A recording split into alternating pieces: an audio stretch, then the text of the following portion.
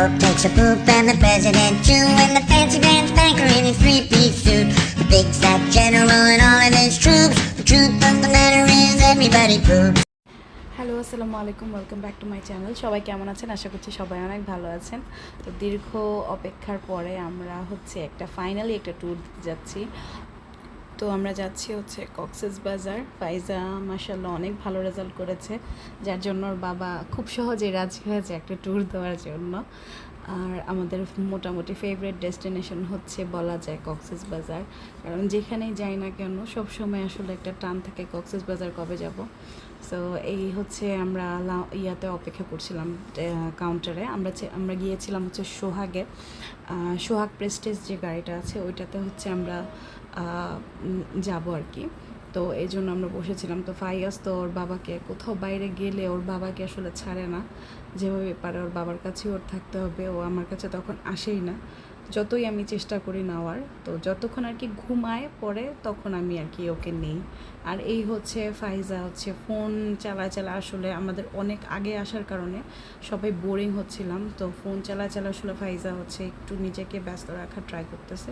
তো অনেকক্ষণ পরে আমাদের বাস এই যে এসে পড়েছে, এবং আসার পরেই একদম তুলকালাম তাড়াতাড়ি করে ব্যাগ দাও, এই দাও সেই দাও। তো যাই হোক, আমার হাজব্যান্ড ফাইজার বাবা এই ব্যাগগুলো আসলে ব্যাকপ্যাকগুলো ওখানে রাখছিল, কিন্তু ফাইয়াস কোনোভাবেই আমার সাথে গাড়ির ভিতরে যাবে না। ওর বাবার সাথে ওইখানেই দাঁড়ায় থাকবে, মানে যতক্ষণ ওর বাবার না হবে ততক্ষণ পর্যন্ত ও আমাদের সাথে যাবে না। আর এই দুই ভাই বোন হালকা একটু দুষ্টামি করতেছিল, এই যে ফাইয়াস কান্না করে দিয়েছে। যাই হোক, তো ফাইনালি আমরা ব্যাগট্যাগ আমরা ভিতরে রেখে দেই, মানে বাসে দিয়ে দিই। তারপরে আমরা বাসে উঠে যাব এখন। তো এই যে ফাইয়াস বরাবর মতো ওর বাবার কাঁধেই ওর বাবার কাঁধেই একদম থাকতে হবে। যাই হোক, উঠে যে আমাদের সিট ছিল আসলে আপার ডেকে। আমরা ফার্স্ট টাইম এরকম গাড়িতে আসলে যাই। আমরা বেশিরভাগই স্লিপারে যাওয়া আসা করি, কিন্তু এই প্রথম এরকম গাড়িতে আসলে বেবি নিয়ে বলতে পারেন ফাইয়াসকে নিয়ে আসলে আমরা যাই। ফাইজা যখন ছিল একা তখন গিয়েছি, কিন্তু ফাইয়াস থাকা অবস্থায় আমরা বেশিরভাগ সময় স্লিপারে ট্রাভেল করেছি, যাতে বাচ্চাদের কষ্ট না হয়। তবে মোটামুটি এখানে ট্রাভেল করতে আমার বেশি একটা খারাপ লাগেনি, কারণ ফাইয়াস গাড়িতে ওঠার পরে আসলে কিছুক্ষণ পরেই কুমিল্লা ক্রস করার পরপরই ও ক্রস করার পরে না, আসলে কুমিল্লা ক্রস করার আগেই আসলে ঘুমিয়ে পড়ে, যার জন্য আমার জন্য তেমন একটা কষ্ট হয় নাই। আর এখানে আমরা বসে আলাপ করতেছিলাম আসলে জন্য সিট টিট সম্পর্কে। তো ভালোই ছিল, তবে আমি বাহিরের বেশি শট নিতে পারিনি। বাহিরের বেশি শট না নিতে পারার কারণ আমরা যে গ্লাসটায় মানে যে সিটটায় বসেছিলাম সেটার গ্লাসটা ছিল একদম কালো। তো এইটা ছিল দাউদকান্দি ব্রিজের উপরে। আমরা যখন উঠি তার পরপরই আসলে আমাদের যাত্রা বিরতি দিয়ে দেয়, এবং ফাইয়াজও ঘুমিয়ে পড়েছিল ততক্ষণে। তো ফাইয়াজকে এই যে আমি কাঁধে নিয়ে, আমার চেহারা অলরেডি টায়ার্ড হয়ে গেছে, কাজ বাচ্চা কোলে নিয়ে আসলে আমার এখন খেতে হবে। আবার বেবি কোলেই থাকবে, কারণ ও যতক্ষণ ঘুমায় থাকে আমি ততক্ষণ ওকে নেওয়ার ট্রাই করি, কারণ যখনই সজাগ হবে ওর বাবাকে ছাড়বে না। তো এখানে আমরা থামি, এটা ছিল সম্ভবত হাইওয়ে ইন। তো আমরা খাওয়া দাওয়া শেষ করি, এভাবেই আমি ওকে কোলে নিয়ে খাওয়া দাওয়া করি, তারপরে আবার এভাবেই কোলে নিয়ে আসলে উপরে চলে আসি। আর ফাইজার বাবা এখানে বলতেছে তুমি আবার শুরু করছো। যাই হোক, এই তো তারপরে আমরা আসলে আবার মোটামুটি সবাই বসে টসে যখন গাড়ি ছেড়ে দেয় তার একটু পরে আমরা আসলে ঘুমিয়ে পড়ি। যদি আমি সকালে অনেক তাড়াতাড়ি ঘুম থেকে উঠে যাই, মানে যখনই কক্সবাজারে ঢুকে যায় গাড়ি আমি উঠে যাই ঘুম থেকে, কিন্তু ফাইজার বাবা ফাইজা ওরা ঘুমিয়েছিল তখনও। এই যে আমরা কক্সবাজারে ঢুকে গেছি, তখন সকালের একটু আলো যখন পড়ে তখনই আমি ঘুম থেকে উঠে গিয়েছিলাম। তবে বেশি নড়াচড়া করতে পারছিলাম না, যার জন্য ভিডিও করতে পারিনি, বেশি হালকা পাতলা করেছি, কারণ ফাইয়াজ আমার কোলে ছিল স্টিল সারা রাত, যার জন্য আমি একটু চাচ্ছিলাম না যে এখন ওকে ঘুম থেকে উঠাই আর এখনই ও ক্র্যাঙ্কি হয়ে যাক এরকম। তো যাই হোক, আমি ওই যে দূরে দেখা যাচ্ছিল কক্সবাজারের এইটা রেলওয়ে স্টেশন যেটা সেটা, তো ওইটা একটু মানে চোখে পড়াতে হালকা একটু শর্ট নেই, যদিও বাড়ি ঘরের কারণে পুরোপুরি শর্ট পাওয়া যায়নি। তো এই যে আমরা পৌঁছে হোটেলের লাউঞ্জে বসি এবং ফাইজা খুব মজা পাচ্ছিল, কারণ ফাইজার এটা খুব প্রতীক্ষিত একটা ট্যুর ছিল। ফাইজার বাবা, আমি আর ফায়াজ এখানে বসেছিলাম, আমাদেরকে ওয়েলকাম ড্রিঙ্ক দেওয়া হয় এখানে। তো এই ছিল হোটেলের লাউঞ্জটা। তার একটু পরে আমরা বের হয়ে যাই, কারণ ওই দিন তো আমাদের প্রথম দিন, তো ওই দিন তো আর আমাদেরকে কমপ্লিমেন্টারি ব্রেকফাস্ট ছিল না, যার জন্য ব্রেকফাস্ট করার জন্য আমাদের বের হয়ে যেতে, আমরা হালকা একটু ফ্রেশ হয়ে বের হয়ে যাই। এবং বরাবরের মতো আমরা ডায়মন্ড রেস্তোরাঁয় প্রথম দিনের ব্রেকফাস্ট করি। আমরা প্রতিবারই এটাই করি আসলে। তারপরে আমরা হোটেলে এসে একটু ফ্রেশন আপ হয়ে যাই সবাই। এটা আমাদের রুম, আসলে একটু পরে আমাদেরকে ফোন দেয়, যখন আমরা মানে ব্রেকফাস্ট করছিলাম তখনই আমাদেরকে ফোন দেয় যে আপনাদের রুম রেডি। তো এই ছিল হালকা একটু রুমের ট্যুর। ওটা এন্ট্রান্স, আর এই একটা আয়না যেটা ফুল ভিউ, কিন্তু ভিতরে এটার ওয়াশরুম, আর এই ওয়াশরুমের ব্যবস্থা দুইটাই। তো বাথিং এরিয়া এইটা, যেটা সেপারেট। আমার কাছে মোটামুটি ভেরি মানে নিট অ্যান্ড টাইডি লেগেছে। যাই হোক, এই আমার ভাইয়ের বউ, ছোটো ভাইয়ের বউ, আর এই আমার ছোটো ভাই। ওরা আমাদের আগে কক্সবাজার চলে আসে একদিন আগে ট্রেনে। তো আর আমরা আসি একদিন পরে। তো ওদের সাথে আমরা বলছিলাম যে আসো আমরা দেখা করি। তারপরে মানে এটা আমরা লাঞ্চ করি একসাথে, লাঞ্চ করার পরে আসলে দেখা করি। তারপরে ফাইয়াজ হর্স দেখে সবসময় আসলে এই হয়ে যায় যে আমাকে এখনই উঠাতে হবে, হর্স করতে থাকে।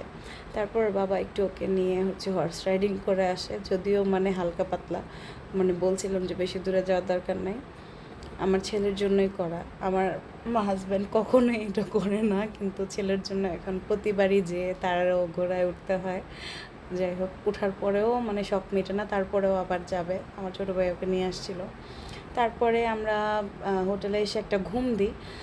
তারপরে আমরা আমার ভাইকে আর ভাইয়ের বউকে ফোন দিই যে চলো আমরা আজকে সন্ধ্যায় শালিক রেস্তোরাঁ, এখানে খুব ফেমাস শালিক রেস্তোরাঁয় খাওয়া দাওয়া করবো। কিন্তু সন্ধ্যার খাবার আসলে রাতের খাবারে পরিণত হয়, কারণ লেট হয়ে গেছিলো। তো ওই সময়টুকু একটু কাজে লাগিয়ে আমরা ফায়াজকে প্লেগ্রাউন্ডে নিয়ে যাই। হোটেলে একটা প্লেগ্রাউন্ড ছিল, এবং প্লেগ্রাউন্ডের এরিয়াটা আমার খুব ভালো লেগেছে। আমি সব কিছু ঘুরে দেখছিলাম, কারণ এইটাই প্রথমবার আমি সাইমনে আসলে এসেছি। বিশেষ করে আমার ওই জিনিসটা খুব বেশি ভালো লেগেছে এবং অ্যাট্রাকটিভ লেগেছে। আমি এটার ভিতরে অনেকটা সময় কাটাই। আমি প্রায় মানে এসে আজকেও এর পরের দিন আমি 2 দিনই খুব সময় কাটে এটাতে বসে। আর এখান থেকে পুরো হোটেলের ভিউটা দেখা যায়, যেটা আসলে রাতের ভিউটা মোটামুটি মানে ক্যামেরা এতটা বোঝা যায় না, কিন্তু আসলে অনেক সুন্দর। তো আমি ওটার ভিতরে বসে একটু শ্যুট করছিলাম আর দেখছিলাম। ফাইজার বাবা হাসতেছে আমাকে দেখে, এটার ভিতরে ঢুকছি জন্য। যাই হোক, আর বলতেছিলাম যে আসলে মানে খুব ভালো পরিবেশটা, আসলে খুব সুন্দর বাচ্চাদের জন্য। তো যাই হোক, এই যে শালিক রেস্তোরাঁয় আমরা চলে আসি, তারপরে ওরা আমাদেরকে রিসিভ করে এবং আমরা আসার পর এইগুলোই খাওয়া দাওয়া করি আমরা, কাবাব টাবাব, আর ফাইজার বাবা ভাত খায়। তারপরে আমরা এখানে যে ওরা ভাই বোন একটু মজা করতেছিল। আসলে দোলনা পাইলে আমার মেয়ে ছেলে দুইজনেই সবসময় দোলনা খুব পছন্দ করে, ওরা দুইজনেই একটু মজা করছিল। আর এরপরে আমার ছোটো ভাইকে দেখতে পারবেন, সে মহেশখালীর পান খাচ্ছে, কিন্তু পুরান ঢাকার স্টাইলে। মানে মহেশখালীর পান, পুরান ঢাকার আগুন পান, দুটা ফিউশন আর কি হয়ে গেছে। তো যাই হোক, ও এই যে দেখান কী অবস্থা।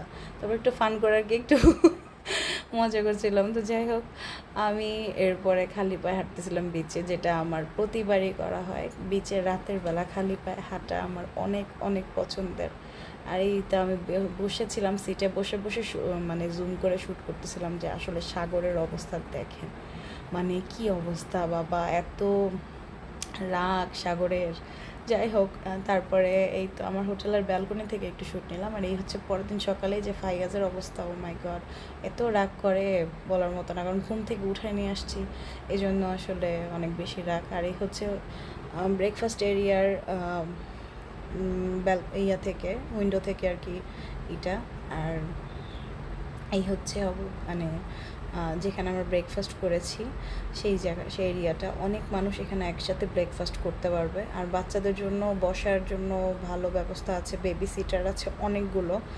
আর এখানে হচ্ছে একটা কমন ভিউ, যেটা দিয়ে সবাই আসলে সমুদ্র দেখতে পারবে, কিন্তু বৃষ্টির কারণে আসলে সবই গ্লাস খোলা হয়েছিল। তারপর আমরা সুইমিংয়ে এসে পড়ি, কারণ আমাদের 1 ঘন্টার জন্য প্রতিদিন কমপ্লিমেন্টারি সুইমিং ছিল। ওর বাবা কুপন দিয়ে বাবা কুপন দিয়ে দেয়, আমরা হচ্ছে এন্ট্রি নিয়ে নিই।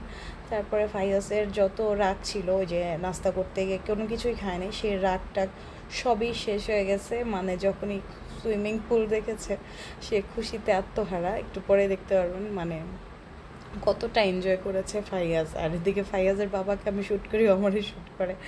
যাই হোক, এই তো বাচ্চারা খুশি থাকলে আসলে আমরা খুশি, বাচ্চাদের খুশির জন্যই আসলে এত কিছু করা। যাই হোক, তারপরে এই তো সুইমিং এরিয়াটা দেখালাম, অনেক সুন্দর, অনেক অনেক সুন্দর। মানে আমার মনে হয় এটা হচ্ছে one of the best infinity swimming pool আমি বলবো বাংলাদেশের। এই যে দেখেন, নাকানি চুবানি কতগুলো খাইছে কোনো হিসাব নেই, তারপরেও হচ্ছে মানে সে কোনো এনার্জি লস হয় না, তারপরে সাথে সাথে দাঁড়ায় যায়। এত খুশি, এত খুশি, আমরাও খুশি। যাই হোক,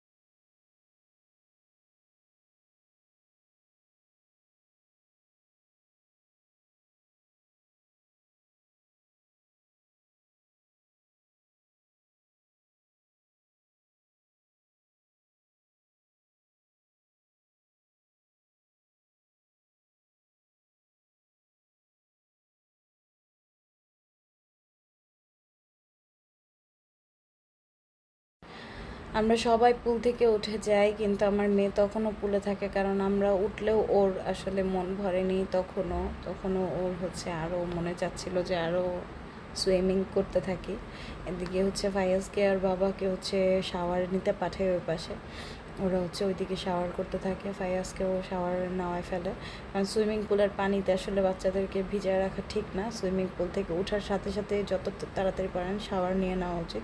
আর এই ছিল, আমি একটু রেডি হয়ে গিয়েছিলাম, আমরা ইনানিতে যাওয়ার উদ্দেশ্যে আসলে রওনা দিই। আর ইনানির থেকে হচ্ছে ওই যে পালঙ্কি রেস্টুরেন্ট, যেটা হয়েছে এখন খুবই ভাইরাল, সেটাতে যাই। এবং যাওয়ার পরে আসলে ওটার খেসারত আমাদেরকে দিতে হয়, কারণ বেশি ভাইরাল জায়গায় যে গেলে আর কি বেশি বেশি খেসারত দিতে হয়, এটাই নিয়ম। এটা এবার আর কি আমরা বুঝতে পেরেছি, কারণ আমরা খাবার অর্ডার দেই, খাবার অর্ডার দেওয়ার প্রায় 1.5-2 ঘন্টা পরে হচ্ছে আমরা খাবার পাই। যা মানে আমাদের খাওয়ার আসলে ইচ্ছাই আসলে চলে গিয়েছিলো, বেশি ক্ষুধা লাগলে খাওয়া যায় না যে জিনিসটা, সেটা হয়ে গেছিলো আমাদের। যাই হোক, আর এই হচ্ছে মেরিন ড্রাইভের রাস্তাটা, যেটা আমার মানে মনে হয় যে আসলে মানে বাংলাদেশের one of the best route মানে ঘোরার জন্য। তো এই হচ্ছে সেই পালঙ্কি রেস্তোরাঁ, যেখানে আমরা আসি, পালঙ্কি। সো এইখানে হচ্ছে আমরা অনেক অনেক অনেক সময় স্পেন্ড করি, কী করবো ভেবে পাচ্ছিলাম না, তাই একটুখানি হচ্ছে নিজের ভিডিও বানাচ্ছিলাম, নিজেই ছবি তুলছিলাম। কারণ সবারই হচ্ছে মাথা অনেক গরম ছিল আসলে দেরি করে খাবার আসার কারণে। যদিও হচ্ছে এই পালঙ্কের ইন্টেরিয়রটা আমার কাছে অনেক ভালো লেগেছে, সব ভিনটেজ জিনিসপত্র দিয়ে ওরা হয়েছে এই পুরো রেস্টুরেন্টটাকে সাজিয়েছে, সব কিছুই ভিনটেজ। এবং কি বলবো, তারপরে হচ্ছে প্লেট আর হচ্ছে যে কাটলারিগুলো ওরা ইউজ করে সেটা হচ্ছে পিতলের। এটাও মোটামুটি বলতে পারেন যে আমাদের জন্য ভিনটেজ, কারণ এখন তো আর আসলে বাংলাদেশে এরকমভাবে আর কি ইউজ করে না কাটলারি, আগের যুগেই করতো। তো এই হচ্ছে খাবারগুলো, আমরা মোটামুটি কয়েকটা খাবার অর্ডার দিই, যে পাতুরি, মাছের পাতুরি, তারপর হচ্ছে চিকেন হাবিজাবি অনেক কিছুই অর্ডার দেওয়া হয়। যদিও খাবার অনেক ভালো ছিল, টপ নচ ছিল বলা যায়, কিন্তু ওই যে দেরি হওয়ার কারণটা আসলে আমাদের জন্য মানে ক্ষুধা বেশি লাগার কারণে খেতে পারিনি সেখানে বেশি। তারপর আমরা আবার হোটেলে চলে আসি। এসে এখানে দেখি যে হচ্ছে এখানে অনেক সুন্দর মিউজিকের হচ্ছে আসর বসেছে এবং যে ভাইরাল ছেলেটাকে তোমরা সবাই চিনেন।